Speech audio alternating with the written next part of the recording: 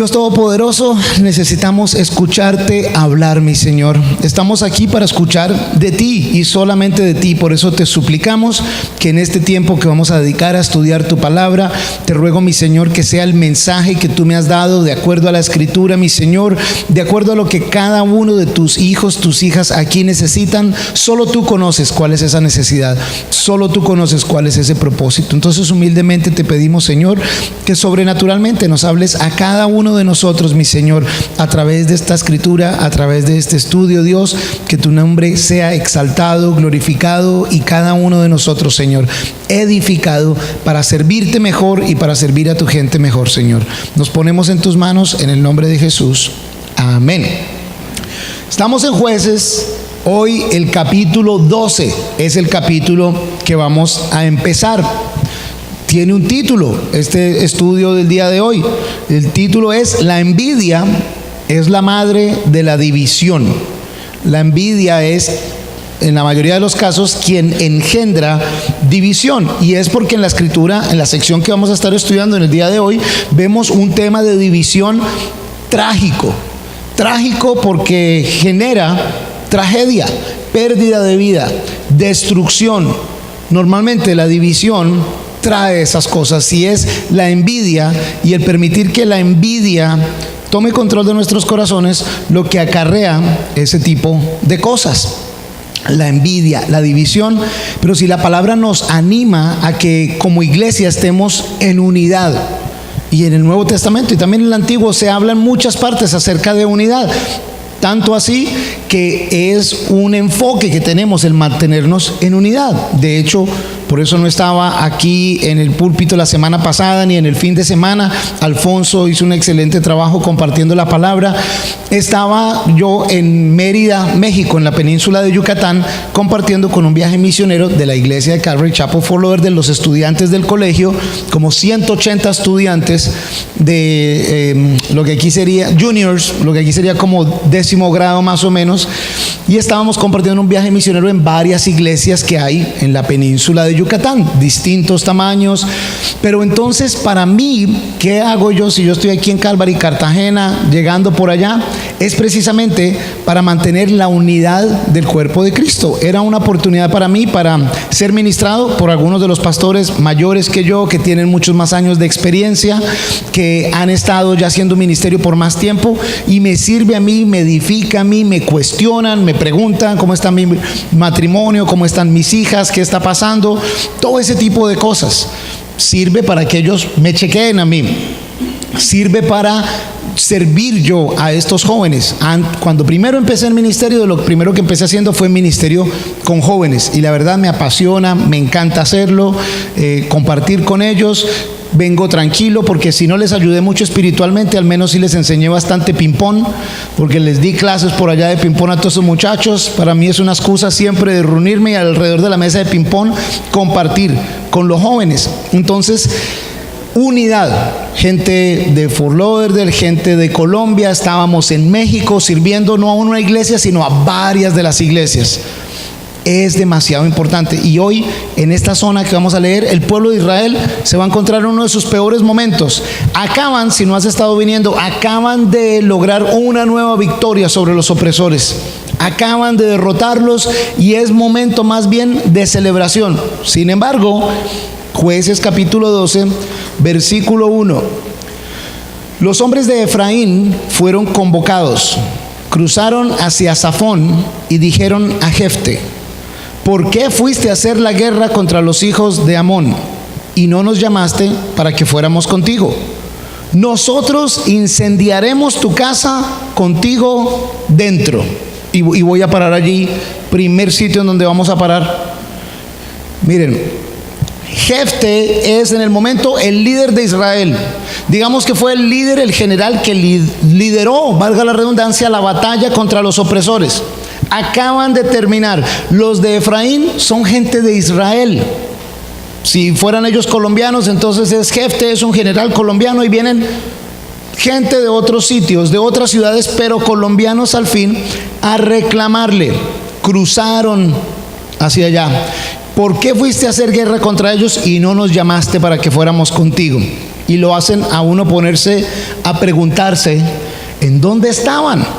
Si el pueblo de Israel llevaba años siendo oprimido, si estaban con tantas ganas de ir a luchar, ¿por qué no se habían levantado? Acuérdense que a Jefté lo escogen no porque sea el más espiritual ni de pronto el más indicado, era un bandolero. No había nadie que se arriesgara. Y ahora vienen estos muy envalentonados a reclamarle que por qué no los llamaron a luchar. Es necesario leer el 2. Jefté les respondió: yo juntamente con mi pueblo he tenido una gran contienda contra los hijos de Amón. Yo os convoqué, pero no me librasteis de su mano. Fíjense eso. Jefté está diciendo: no, yo sí los llamé. Lo que pasa es que ustedes no contestaron, que es otra cosa. No contestaron. Y hay un punto primero en el día de hoy. Todos buscan gloria, pero pocos quieren cumplir con las responsabilidades. Todos buscan gloria, pero pocos quieren cumplir. ¿Está haciendo calor aquí o soy yo el que estoy con calor? Wilson, porfa, ponle el que hace que sea más rápido. Y si acaso de pronto ponemos el ventilador, porque sí está haciendo calor. Y como estamos hablando de fuego, que no vaya a ser que... Miren, volviendo al tema, todo el mundo quiere gloria. Israel está en uno de sus mejores momentos. Acaban de obtener una victoria grandísima. E inmediatamente parte de Israel, los efraimitas, vienen a buscar problemas. No solo vienen a buscar problemas, no solo vienen a reclamar, sino que inmediatamente dicen: incendiaremos tu casa contigo adentro. No es de pronto vamos a hacer esto, no es una amenaza. Están diciendo algo que sí van a hacer. No es para ver si cambia de opinión, porque ya el hecho ya pasó. Están diciendo que van a asesinar a este hombre, incendiando su casa.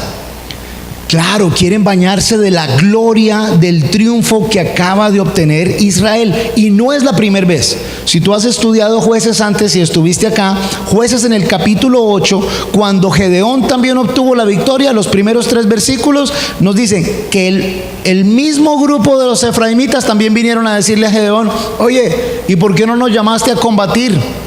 Y también venían, como diríamos, alevosos. ¿Por qué no nos dijiste? En ese entonces, la escritura, no vamos a ir allá, Gedeón muy inteligentemente les hizo unas adulaciones, los ensalzó. No, pero es que miren, ¿quiénes somos nosotros? Ustedes sí son grandes personas, sus familias son grandes, ustedes son gente importante. Bueno, está bien, no hay problema. Lo que querían era gloria, lo que querían eran palabras, lo que querían era que los levantaran en su orgullo. Ok, se fueron. En este caso, Jefté les dice: no, yo sí busqué su ayuda, pero ustedes no estaban. Y de hecho dice ahí en el versículo 2: yo os convoqué, pero no me librasteis de su mano. Viendo pues que no me librabais, arriesgué mi vida y fui contra los hijos de Amón, y Jehová los entregó en mi mano. ¿Por qué pues habéis subido contra mí para combatir conmigo? Jefté sí los va confrontando. De una vez les va diciendo: yo los llamé, pero ustedes no respondieron el llamado. Cuando hay victoria, sobra gente para la manifestación de victoria. Pero cuando hay que ir a trabajar, ahí sí la gente no aparece. Todo el mundo, o la mayoría de nosotros, queremos beneficios, pero sin responsabilidades. Son muchos, no quiero caer sobre un gremio en particular, pero me acordaba el año pasado, si no estoy mal, hace 2 años, un gremio de transportadores aquí, que no quiero ir en cuáles son ni nada de eso, pero es un gremio de transportadores de vehículos amarillos. Y no, ustedes no saben cuáles son, dejémoslo. Decían que les dieran seguro social, que les dieran sus prestaciones, que les pagaran esto, que les pagaran aquello. Bueno, pero entonces regístrense para saber cuánto están ganando. No, eso sí no vamos a decirles cuánto ganamos. O sea, dennos los beneficios que nos merecemos, pero no nos pidan ninguna responsabilidad ni ningún cumplimiento de nada. Pero no son solo ellos. La mayoría de nosotros queremos beneficios, pero no queremos responsabilidades. ¿Qué me van a dar a mí y no qué puedo aportar yo? ¿Qué ideas yo tengo? Casi todo el mundo quiere esto. Este grupo pues lo lleva a un extremo. Segunda vez, en tan solo entre el capítulo 8 al capítulo 12, que no fueron lo suficientemente valientes para salir a luchar contra el enemigo, pero sí son lo suficientemente valientes para salir a luchar contra sus propios hermanos. Contra quien hizo algo, están luchando es contra ellos. Y dice que los quieren matar. Vamos a quemar tu casa sobre tu cabeza. Y Jefte, al terminar el versículo 3, dice: ¿por qué pues habéis subido hoy contra mí para combatir contra mí? No tuvieron el valor de ir contra los de afuera, pero sí tienen el valor de venir contra su propia gente. Oye, esa es increíble. Algunos de ustedes, si crecieron con hermanos o hermanas, es más, los que son hombres y crecieron con hermanas, saben que muchos hasta con la hermana se daban trompadas y golpes. Y muchos no lo reconocen porque no quieren que otros hombres escuchen que mi hermana me daba duro a mí. Es más, los que crecieron con hermanos pequeñitos, el hermanito puede tener 7 años y el hermano otro tiene 15, parejo con el de 7. El de 7 con el de 15 se da parejo, así sea con una escoba. Pero en el colegio todos le dan duro al de 7. Pero con mi hermano sí no me dejo, porque como que somos más duros y tenemos más disponibilidad a ser más exigentes con la gente que más queremos. Hoy en día se ve una situación muy parecida en todos los ámbitos de la sociedad. Se necesitan líderes servidores al nivel local, social. Se necesitan líderes servidores al nivel público que estén dispuestos a sacrificarse. Jefte dice: a mí me tocó arriesgar mi vida. Yo allá fui por fe y me enfrenté con un grupo pequeño contra este enemigo grande. Yo arriesgué algo para servir a la comunidad. Hoy sí que hay necesidad de esto, de personas disciplinadas, dispuestas a ser parte de la solución, a ser parte del trabajo, a unirse. ¿Cuántos están dispuestos hoy en día a hacer una carrera sirviendo en la Policía Nacional? No mucha gente. No mucha gente. ¿Cuántos están dispuestos a que le paguemos a los patrulleros de la Policía Nacional lo que realmente debieran ganarse? Porque no se ganan lo que debieran ganarse. Les exigimos que tengan un nivel de honestidad y de integridad, y desafortunadamente viven en los mismos barrios donde viven los ladrones. ¿Cómo les vamos a exigir si los tratamos y los menospreciamos a toda hora? Nos quejamos de la corrupción de ellos, pero cuando le toca a uno de ellos pararlo a uno: hombre, no me perjudiquen, hombre, mira, ¿qué tal? Y ya, ustedes lo que quieren, yo sé que es lo que ustedes quieren, venga, tenga, vaya al almuerzo y ya. Pero si tú mismo le estás ofreciendo, porque entonces te pones bravo porque te recibe. Y miren, si hay alguien que recibe vituperios, son los agentes de la policía, y ninguno quiere ser parte de eso. ¿Y qué me dicen de los agentes del DAT? Sí, que más todavía. Pero diría yo, porque uno escucha: pero es que todos son corruptos, Santiago, no hay ni uno corrupto. Excelente oportunidad para ti, ve y trabaja allá y sé el único, el primero que va a ser honesto. No, hombre, que voy a trabajar yo allá, si eso allá no pagan bien, le toca a uno en el sol, nadie lo respeta a uno, nadie lo valora a uno. Precisamente, si nosotros los maltratamos, ¿cómo esperamos que hagan un buen trabajo? Si los menospreciamos, ¿cómo esperamos que hagan un buen trabajo? ¿Quiénes están dispuestos a sacrificarse para hacer ese tipo de trabajo? Si alguien debiera hacer ese tipo de trabajo, debiéramos ser nosotros, los de la iglesia. En el libro de Hechos, cuando se necesitaban más manos para hacer trabajo manual en la iglesia, los apóstoles le dijeron a la comunidad: consíganse hombres de buen testimonio, llenos del Espíritu Santo, para que sirvan en la iglesia. Hoy necesitamos hombres y mujeres de buen testimonio, llenas del Espíritu Santo, para que sirvan en el Departamento Administrativo de Tránsito y Transportes, en la Policía Nacional, en el Ejército Nacional, en las Fuerzas Armadas, también en los puestos públicos de gobierno. No, que todos son corruptos, que todos son malos. Bueno, excelente oportunidad para ti, eres tan honesto y tan bueno. Dale, ve y demuestra, ve y brilla. Si está tan oscuro, es una excelente oportunidad de ser luz. Si está tan malo, es una excelente oportunidad de ser bueno. Entonces, no critiquemos y hagamos algo por ellos. Necesitamos gente honesta, idónea, valiente, dispuesta a creerle a Dios y dejarse usar por Él, honestamente. Y les soy honesto, aún aquí, a veces cuando conversamos aquí en la iglesia, comiéndonos un chuzo, un perro, simplemente estando por ahí: no, es que No se puede, aquí no se puede ni trabajar en un puesto público, ni se puede hacer política, ni se puede, es imposible, eso nunca va a cambiar. ¿Sabes qué estás diciendo cuando dices eso? ¿Acaso Dios no mandó, no vino, se hizo hombre Jesús en este mundo para transformarlos a ustedes y a mí? Entonces, lo que hizo con otros también somos una farsa. Pues si pudo transformarme a mí, yo sé que cambia a cualquier otro político de los cuales de pronto yo he sido mucho peor que cualquiera de ellos. Y he cometido más embarradas y peores cosas de pronto que ellos antes de Cristo. En el momento en que decimos que es imposible el cambio, estamos diciendo que a Dios le quedó grande la situación. Más bien, si tenemos nosotros acceso a mejor información, pues seamos parte de la solución, tomando responsabilidad de las cosas. Y que se note que estamos siendo parte de hacer algo. Debemos orar, pedirle a Dios humildemente que nos use.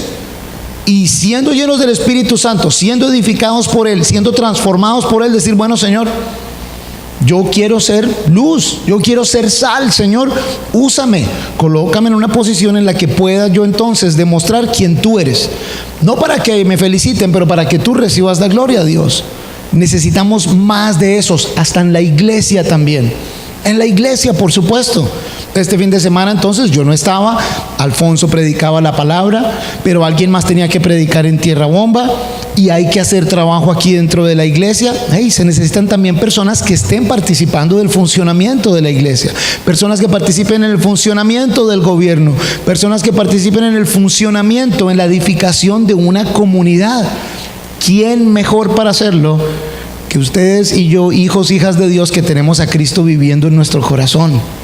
Entonces, no caigamos como estos locos, porque me parece a mí locos.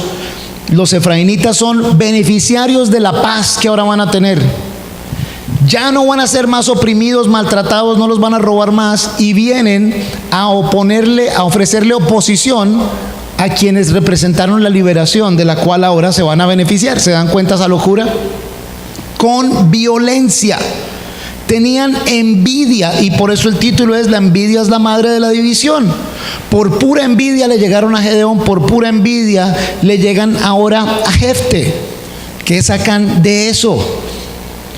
Segundo punto, seamos partes de la solución y no del problema. Fíjense ustedes lo que dice aquí Jefte en ese versículo 3.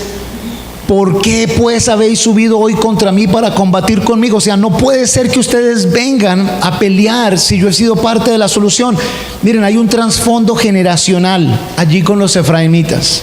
La media tribu de Manasés, había cosas generacionales por las cuales ellos mantenían rencores, divisiones, problemas, rabias, y era parte de eso lo que les hacía estar dispuestos y listos a la pelea con ellos. De la misma manera en que nosotros muchas veces mantenemos la historia no como una herramienta que nos prepare para tener un mejor futuro, sino para arrastrar problemas. Es increíble, pero uno hay veces todavía escucha de cosas que pasaron hace 50 años entre políticos, y hoy todavía eso puede ser así. Y si un político de un partido hace 50 años era criminal, entonces todos los de ese partido son criminales también, porque así era 50 años y nada ha cambiado. La historia nos debe servir para saber de dónde venimos, pero tenemos que tener claro cuál es el presente y sobre todo hacia dónde vamos, y utilizar la historia como beneficio, como herramienta para seguir adelante. Pero no podemos mantener rabias y rencores. ¿Acaso no nos invita la palabra a perdonar, a amar al enemigo, a reconciliarnos? Obviamente, y es necesario, la palabra es clara desde Génesis hasta Apocalipsis, que también esto se hace dentro de un contexto de justicia, porque estos que vienen a reclamar son violentos, y por ser violentos, Jefte les responde con violencia. Fíjense el versículo 4. Entonces Jefte reunió a todos los hombres de Galaad y combatió contra Efraín. Y los hombres de Galaad derrotaron a Efraín, porque habían dicho: vosotros los de Galaad sois unos fugitivos de Efraín, que estáis en medio de Efraín y de Manasés. Y paro ahí un segundito. Viene insulto verbal. Y eso suena sencillo, ustedes son los fugitivos. Miren, es como decir, ustedes son los sobrados, ustedes son la escoria, lo que queda debajo del barril, la pegadura al barril. Eso es lo que ustedes son como familia. Pero ¿saben qué? Están hablando con la gente de Israel, el pueblo de Dios. La tierra en donde estaban había sido asignada por Dios a ellos. Esas familias habían sido libradas de Israel, sus antepasados, por Dios mismo.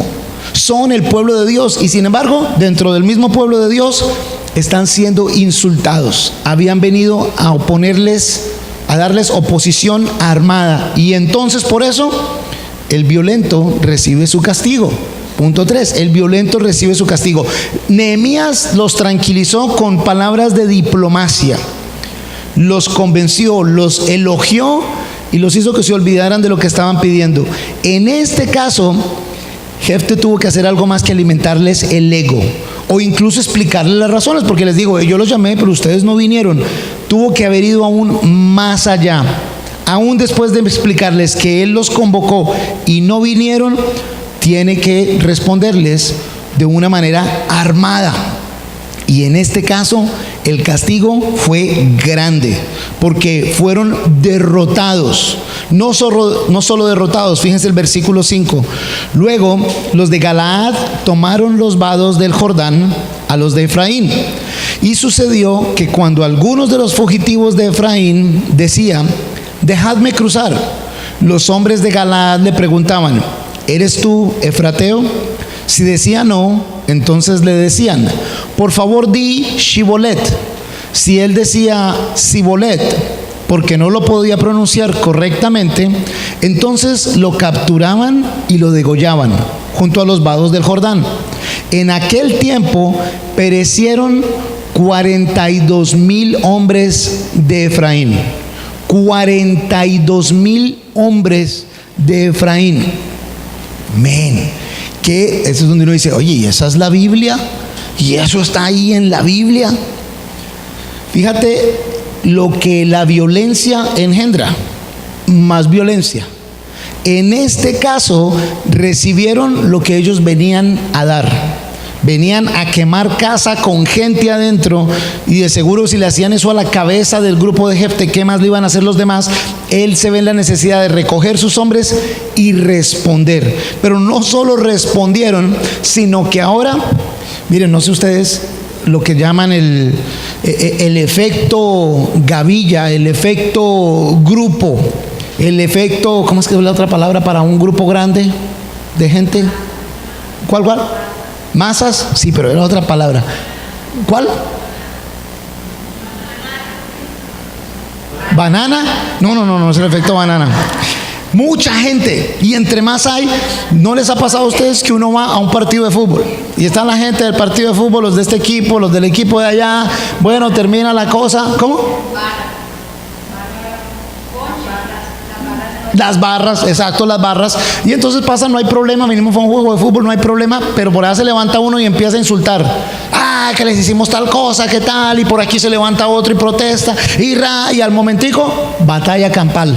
Pata, palo, golpe. Oye, pero si vinimos a un juego de fútbol y somos los mismos de aquí, del mismo país, no es que vino gente de otro país, somos los mismos, el mismo idioma, y nos estamos matando aquí por un partido de fútbol. Nadie, en general nadie, no muchos, dicen: vamos al partido de fútbol a ver con quién nos agarramos a golpes. Algunos de pronto lo hacen, pero mucha gente va a ver su partido. Pero la montonera, cuando se va hacia ese lado, degenera en violencia. Y cuando empieza ya no son solo uno y uno, sino que eso se arma y empieza todo el mundo a dar y no sabe quién le está dando a quién. Esto es una situación parecida a esa, en donde el violento recibe su castigo. Y fíjense que es interesante lo de la palabra Shibolet y Sibolet. Por eso el siguiente punto: cuida tus palabras cuidadosamente. Cuida tus palabras cuidadosamente. Estos efraínitas insultaron intencionalmente a la gente de Jefte. Con su boca buscaron avivar aún más esa violencia. Fíjense que Salomón lo dice bien claramente en Proverbios 18:21, que la muerte y la vida están en el poder de la lengua. Ven, esta gente viene a decir que voy a quemarte la casa encima, ustedes son sobrados, ustedes son... Y literalmente en ese caso engendró muerte. Hay que tener mucho cuidado con las palabras que uno dice. Hay que tener muchísimo cuidado con lo que se dice. Miren, qué horrible que es la falta de control que tenemos nosotros sobre la lengua. Santiago lo dice bien claramente por todo lado, que el hombre que puede controlar la lengua, mejor dicho, qué sabio es, qué poder es. Y hay ejemplos de cómo el caballo, tremendo animal, con fortaleza se le controla cuando se le tiene control de la boca. Santiago habla de que la lengua es simplemente como el timón, sin embargo controla toda la embarcación. Y un día les mostré una foto acerca de todavía estos cargueros que llegan aquí. Todavía el control es lo que se llama el rudder o el rudder en inglés. Una cosita así es quien controla la dirección. Nosotros como iglesia sí que más debemos controlar la lengua. Fíjense que ya desde hace más de 4 años y medio estamos aquí como iglesia. Muchas veces, por ejemplo, he dicho y animo a muchos de los hombres de la congregación: oye, cuidado con las vulgaridades, las malas palabras no se deben decir. Y les digo que hasta este día, gente que tiene 15 y 20 años como cristiano utilizan vulgaridades. Ya nos acostumbramos, es cultural. Entonces, ¡hey! ¡Qué vergüenza! O sea que, Señor, te entrego mi vida, pero la lengua no, porque aquí en Cartagena hablamos es así. O los paisas hablamos así. O los de tal sitio hablamos es así. No, no puede ser permitido, ni porque estoy de mal genio, ni porque tal, utilizar vulgaridades. No puede ser. ¿Cómo es que no podemos tener el control de la lengua? Y muchas veces de esa lengua en cómo insultamos a personas y de cómo la utilizamos hasta para chismear con otras. Y en la iglesia sí que más, porque es lo que muchas veces previene a gente de venir a una iglesia. No, yo no voy allá porque ya son muy chismosos. Uno vaya y, mejor dicho, si medio le comento a alguien, estoy preocupado por tal cosa, se entera toda la iglesia y todo el mundo dice. Miren, el uso de la lengua es algo demasiado serio. En ese caso era sencillísimo. Parece que era una cuestión de acento. Los de esta zona se habían acostumbrado a decir shibolet, que de hecho esa palabra dicha de esa manera quiere decir como corriente, pero sibolet quería decir carga, como una preocupación. Pero en sí era la forma en que los efraimitas no pueden decir esta palabra, no la pueden pronunciar bien, y por no pronunciarla bien les costaba la vida. Era tal vez el equivalente, para que ustedes entiendan, como para ver si llegaran y vamos a decir por molestar, que son los paisas los enemigos y aquí los cartageneros. Entonces estamos tratando de identificar: ¿ustedes son cartageneros o paisas? Cartagenero papá. Ese era el equivalente. Una cosa es lo que estás diciendo, pero al decirlo otra cosa es lo que es. Y de esa manera el no poder decir esa una palabra le costó la vida a 42,000 hombres. A nosotros nos debe quedar al menos que para Dios es importantísimo lo que hacemos con nuestra boca. Acompáñenme a esta escritura, Mateo capítulo 10. Mateo capítulo 10, versículo 32 y 33, porque es importantísimo que veamos por qué insisto tanto en el punto del uso de la lengua y de lo que decimos con nuestra boca. Mateo capítulo 10, versículos 32 y 33. Por tanto, este es Jesús hablando: a todo el que me confiese delante de los hombres. Y esa palabra que se utiliza para confiese se utiliza en general para decir se identifique conmigo, que me declare entre los hombres. Yo también lo confesaré delante de mi Padre que está en los cielos. Y a cualquiera que me niegue delante de los hombres, también lo negaré delante de mi Padre que está en los cielos. Evidentemente para Jesús es importante lo que uno dice con su boca. No está diciendo que es suficiente con que creas. Está diciendo: si tú vocalizas y dices, te identificas conmigo, manifiestas delante de los hombres que soy tuyo, que yo soy el Hijo de Dios, yo vocalizaré delante del Padre que tú eres mío. A Jesús le importa que lo digamos, que lo manifestemos. Y hay que tener cuidado, porque también hoy en día enseñan, el poder de la lengua. Mira, Dios creó hablando, entonces tú también puedes crear hablando. Decláralo, dilo y así será y es tuyo. No, si vas a declarar algo, declara esto: que Jesús es el Hijo de Dios y es tu Señor y tu Salvador. Eso sí lo puedes declarar con toda seguridad y toda tranquilidad, porque así es. Pero no pienses que por lo que yo diga y cualquier cosa que diga, usando el nombre de Jesús como un amuleto, se va a dar porque sí. No es lo que la palabra enseña, pero sí enseña que si algo vas a declarar, que si algo vas a decir, es más, te demuestra, si tú lo dices, también tienes quien hable por ti delante del Padre. Lucas capítulo 12, ya que estás en Mateo, fácil llegas a Lucas, el capítulo 12, similar escritura, versículos 8 al 10, Lucas capítulo 12, versículos 8 al 10. Les digo que todo aquel que me confiese delante de los hombres, y también el Hijo del Hombre le confesará delante de los ángeles de Dios. Le confesará delante de los ángeles de Dios también. Pero el que me niegue delante de los hombres será negado delante de los ángeles de Dios.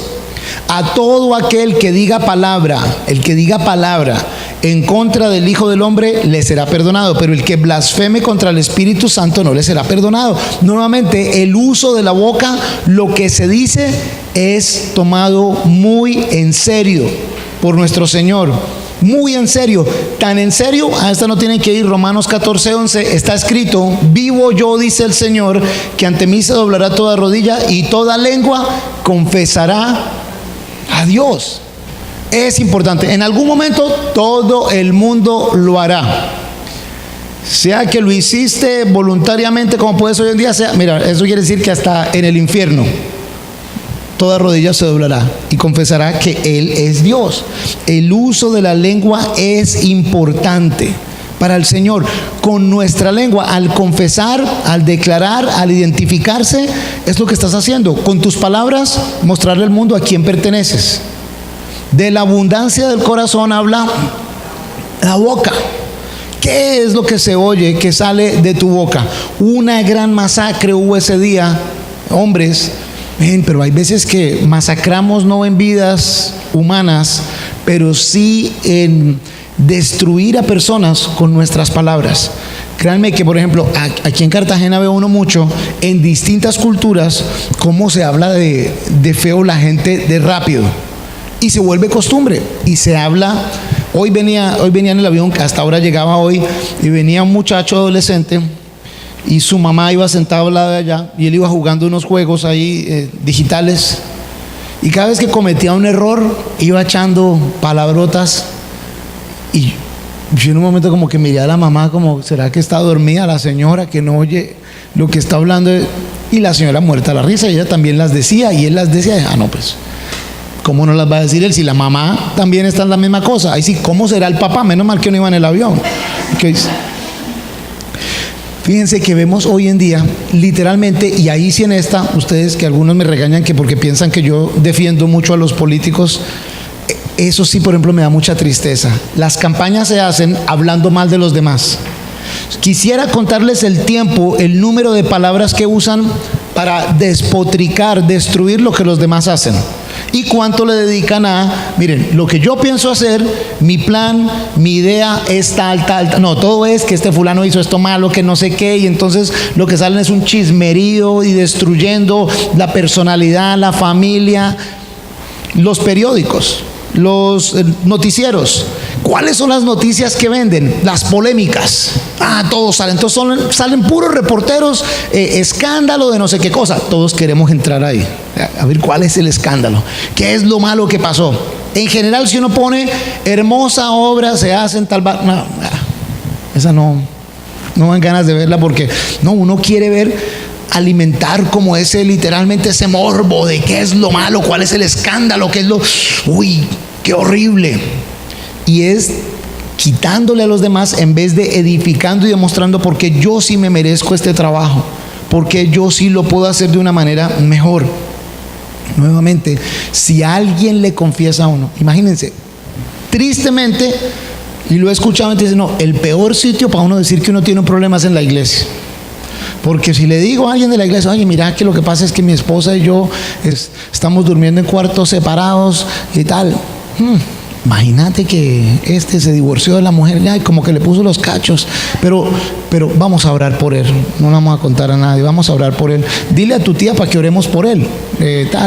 Y se vuelve y lo espiritualiza uno. O si no, cuando llegan, oye, tú sí conoces a Jorge, el de la iglesia, así, ay, pobrecito, él es muy buen hermano y todo, pero y viene todo lo demás. Si tan solo midiéramos tanto daño que puede hacer las palabras a nivel social, a nivel de comunidad, a nivel de la iglesia. En este caso empezó por un deseo de vanagloria, de hey, nosotros queremos figurar. ¿Por qué no nos llamaron a figurar a nosotros? ¿Por qué no comparten este triunfo con nosotros? Y la envidia inmediatamente se convirtió en violencia. Vamos a quemar esto, vamos a acabar con ustedes. Y luego siguió a insultos. Y Jefte no dice muchas palabras. Primero trató de explicar, contestó, trató de explicar y siguió fue con pura acción. Pura acción. Jefte, imagínense, tendría que haber venido cansado de la campaña militar que había tenido. No tenía mucho tiempo para hablar. Lo que se hizo fue reunir a las tropas y castigarlos duramente. Yo espero al menos que nosotros, como dice la palabra en Efesios en el capítulo 5 versículo 19, que nos hablemos los unos a los otros con himnos, con buenas palabras. Pablo en sus cartas dice que nos exhortemos el uno al otro, que nos edifiquemos el uno al otro, que nos amemos el uno al otro, que utilicemos ese poder que hay en la lengua, pero para ayudarnos más el uno al otro, para mejorarnos. Eso sí, ojo, porque se dice, no, pero es que no debemos juzgar a nadie. Oigan, ¿saben ustedes que la escritura en Corintios dice, Pablo está hablando y dice, a los que no son de la iglesia, yo no tengo por qué juzgarlos, Dios los juzgará. Pero a los que son de la iglesia, a esos sí los tengo que juzgar. ¿Cómo? Claro que sí, porque si yo sé y conozco a mi hermano aquí de la iglesia que es casado, que tiene una familia, y lo veo en un sitio con una muchacha que no es la esposa, cogida de la mano, ay, ¿quién soy yo para juzgar? No me meto con eso. No, lógico, con respeto, de la manera correcta, lo agarro del cuello. Bueno, no lo agarro del cuello, pero sí puedo llegar a decir, oye, ¿y tu esposa? ¿Esta es tu hija o qué? Porque cogidos de la mano, ¿qué pasa? ¿Y le vas a ir a decir a tu esposa o le voy a ir a decir yo? Y ya sé lo que algunos están pensando, oye, Santiago sí es sapo. Sí, bien sapo. Créanmelo con toda seguridad. Si veo a alguien, y espero que ustedes lo hagan igual conmigo, me protejan a mí, protejan a mi familia y protejan a esta iglesia, en un sitio en donde no se supone que esté, con alguien con quien no se supone que esté, haciendo algo que no se supone que esté haciendo, espero que hablen la verdad con amor. No solo la verdad, porque entonces sí realmente pudiera ser puro legalismo, pero no solo amor, porque sería alcahuetería. La verdad con amor. Oye, ven acá, déjame te pregunto algo. Esto que vi, ¿qué es lo que está pasando aquí? Precisamente en este viaje a México me encontraba con un muchacho que sirvió conmigo, me ayudaba en un ministerio que yo servía. En ese momento él tenía 17 años.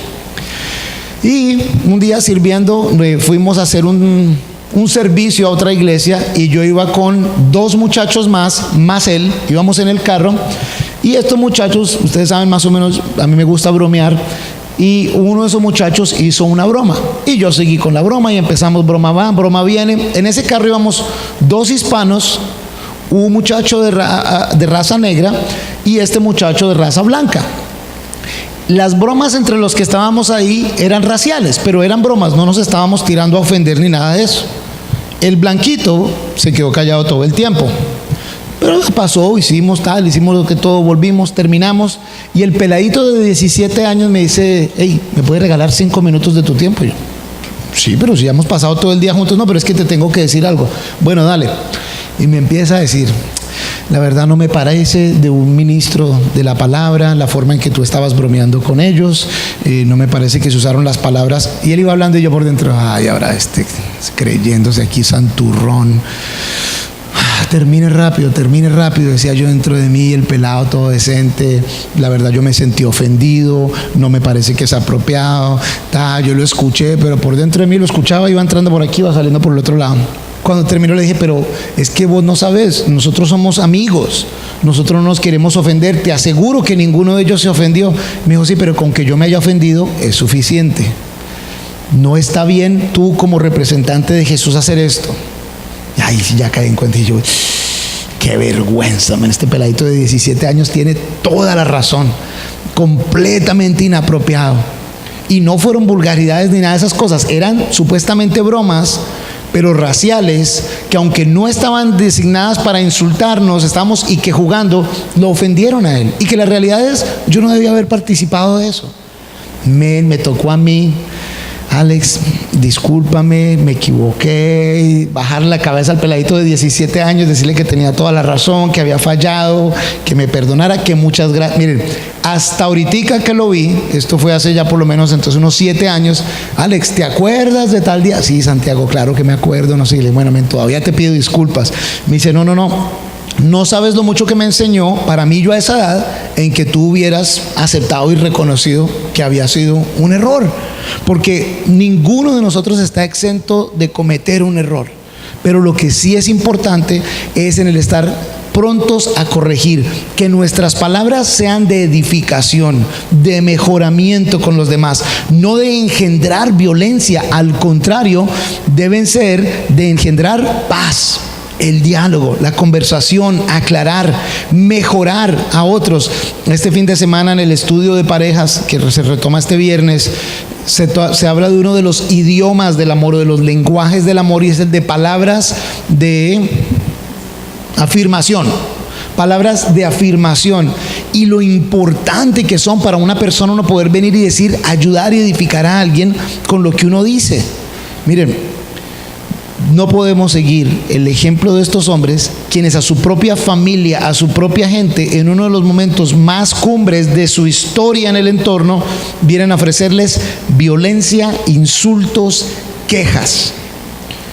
Más bien nosotros podemos, en este momento, uno de los momentos tal vez más difíciles de la historia local o del país, debemos estar prontos y dispuestos, empezando con un corazón correcto delante del Señor, sin buscar gloria personal y con una boca, una lengua controlada, contribuir a la edificación de esta ciudad, contribuir a la mejoría de esta ciudad. Quienes tomen las riendas, quienes se atrevan, porque literalmente tomar una posición aquí de que figure, qué valientes que son. Qué valientes que son, porque no importa, puede ser la Madre Teresa, se manda a la alcaldía y al otro día ya son lo peor ser humano sobre el mundo. No importa el que sea. Yo veo por las redes sociales, a veces ponen nombres. Ay, mire, viene Pepito Pérez, que es nuevo, no conoce a ninguno. Ese es otro ladrón, de seguro. Bueno, pero tú sabes que se ha robado algo. Imagínate cómo será de buen ladrón que nadie sabe. Y nada, no importa.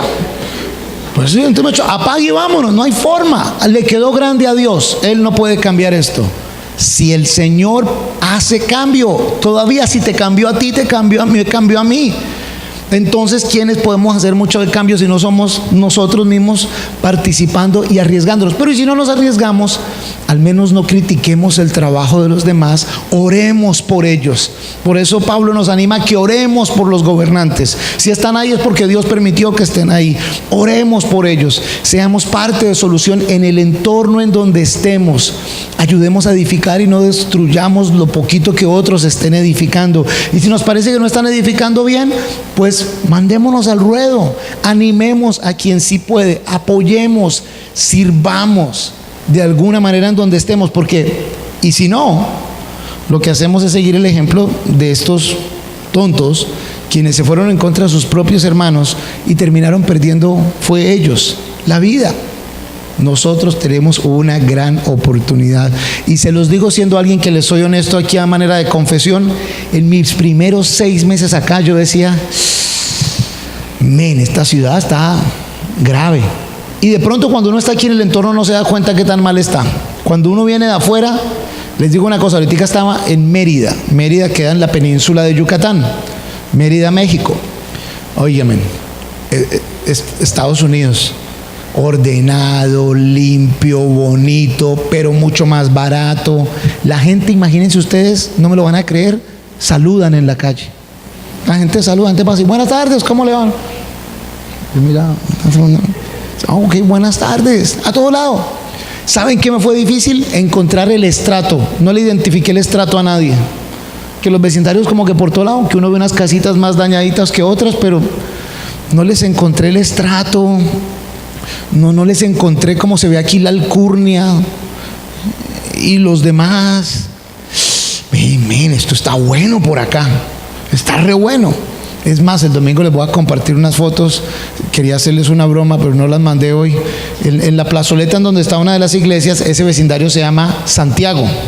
Entonces decía Hotel Santiago, Ferretería Santiago, Parroquia de Santiago. Entonces iba a mandar una foto y decía, yo me voy a quedar por acá porque aquí sí, todo es de Santiago. Pero sí me aterraba decir, oye, sí se puede. Sí se puede, la gente si trabaja organizada, si se preocupan por hacer las cosas bien, si se cooperan, si hay un respeto mutuo. Me volvió a pasar algo que llevaba desde que llego aquí, que no había visto, y yo sé que ustedes no me van a creer esto que yo les digo, pero en Estados Unidos hay unas intersecciones y ahí la señal de pare y tiene un número 4 debajo. El número 4 quiere decir que los 4 carriles deben parar y se le da la vía al primero que llegue allí. Imagínense eso. Y en México también lo hay. Y me pareció nuevamente increíble llegar ahí. Y ya el problema era, bueno, al fin, ¿qué entonces? ¿Quién va primero? Pues porque todos, no, que dale tú, no, dale tú. Bueno, ahora sí le doy yo. Imagínense, aquí uno que le echa pito al semáforo y sigue derecho. Sigue derecho. ¡Wow! Sí se puede. Sí se puede. Los mexicanos lo están haciendo en esta zona. Y decía yo, Dios mío, si la iglesia como tal dejara de ser tan religiosa y tan pensando que lo único que somos es cuando entramos aquí con nuestras Biblias aquí, sino que saliéramos y pusiéramos nuestras Biblias aquí y aquí y aquí, oh men, esto brillaría espectacular. Si esta ciudad es hermosa, miren ese mar, esa ciudad antigua, esta gente es una cultura rica, con una historia rica, con gente espectacular, pero que como que a Cristo lo mantienen de llavero guardado en el bolsillo.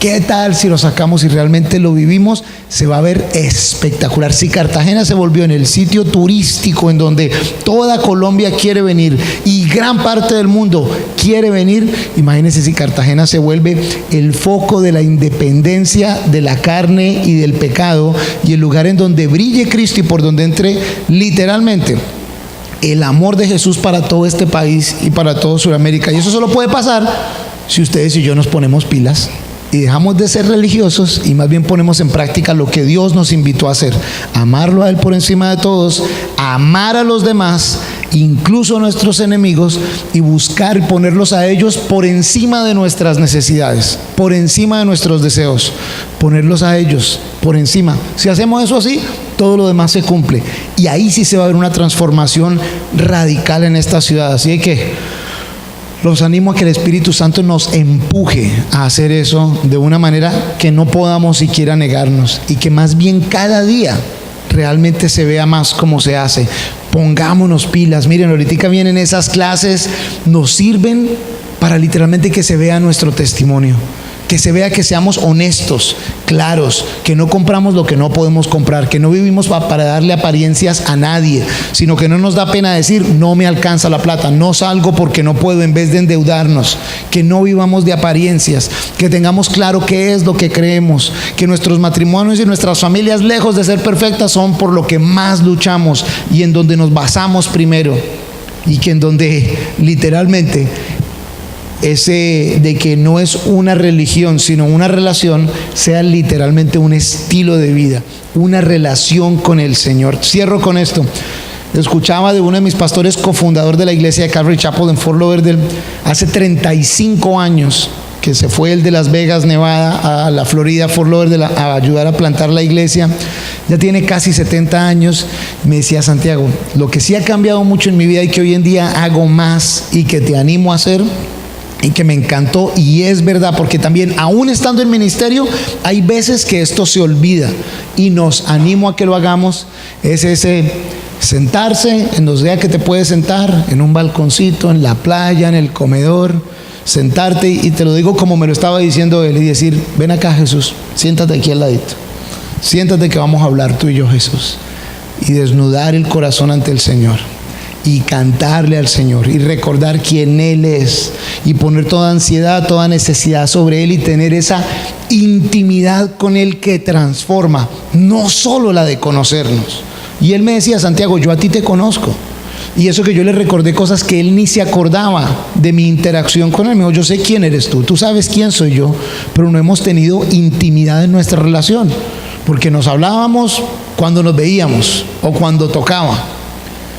Hay veces tenemos ese tipo de relación con Jesús, cuando toca, cuando nos vemos, pero eso no es lo que el Señor quiere con nosotros. Él quiere esa relación de intimidad, que no solo pasa, aquí no pasa. Este no es un momento de intimidad con Jesús. Este es un momento de todos los hijos, las hijas del Señor cantándole a Él y estudiando la palabra juntos. El momento de intimidad pasa cuando tú estás en tu casa, cuando nadie te está viendo y Él sí te está escuchando. El momento de intimidad pasa cuando estás afuera en tu trabajo y tienes una oportunidad de hacer algo que no debes, pero Jesús está ahí para recordarte que no lo hagas. Eso es lo que Él sí quiere que tengamos. Enfoquémonos en Él y nunca permitamos que nuestro corazón llegue a ese punto de envidia en el cual engendraremos violencia. Amén. Padre Todopoderoso, no podemos salir de aquí, Señor, sin pedirte perdón, mi Dios. Al menos yo primero confieso que muchas veces dejamos salir, Señor, de nuestra boca palabras, Señor, que no mejoran, que no ayudan, que no edifican, sino que de pronto hacen sentir mal a otras personas, que ofenden, Señor. Hay veces hasta con intención, Señor, y muchas veces sin intención, pero con mucho descuido, Dios. Mi Señor, tu palabra es cierta y sirve para reprender, para corregir, y hoy te agradezco por tu palabra, mi Señor, pues muchas veces entonces nosotros con nuestra palabra hemos causado sufrimiento y tristeza a otros. Te ruego, Dios, que nos ayudes para que a nosotros que se nos imposibilita, así como a esos efraínitas se les imposibilitaba decir Shibolet, Señor, y lo que decían no era suficiente. Señor, hay veces se nos imposibilita decir lo que de verdad representa a quien tú eres, pero nosotros tenemos una ventaja: tu Espíritu Santo con nosotros. Lo que para nosotros es imposible, Señor, ayúdanos a hacerlo, para que no hablemos nuestra palabra, sino tu palabra, Señor, sea la que esté en nuestros corazones, en nuestras mentes, siempre, Dios Todopoderoso. Y cuando se nos pida hablar, Señor, nuestro discurso, nuestras palabras realmente demuestren quién tú eres, Dios. Señor, ayúdanos a no ser presas de nuestras emociones, envidias y rabias, sino a ser más bien, Señor, aquellos humildes que a tus pies, mi Dios, somos útiles simplemente adorándote y exaltándote, Señor. Entonces te rogamos, perdónanos, guíanos, Dios. Gracias por darnos la oportunidad de estar en esta ciudad, en este momento, Dios. Y te ruego, Señor, que nos ayudes a hacer sal, a hacer luz en esta ciudad, y a que tu luz poderosa brille en nosotros y siga transformando vidas. Esta es nuestra misión, Señor. Guíanos, por favor, te lo pedimos en el nombre de Jesús. Amén.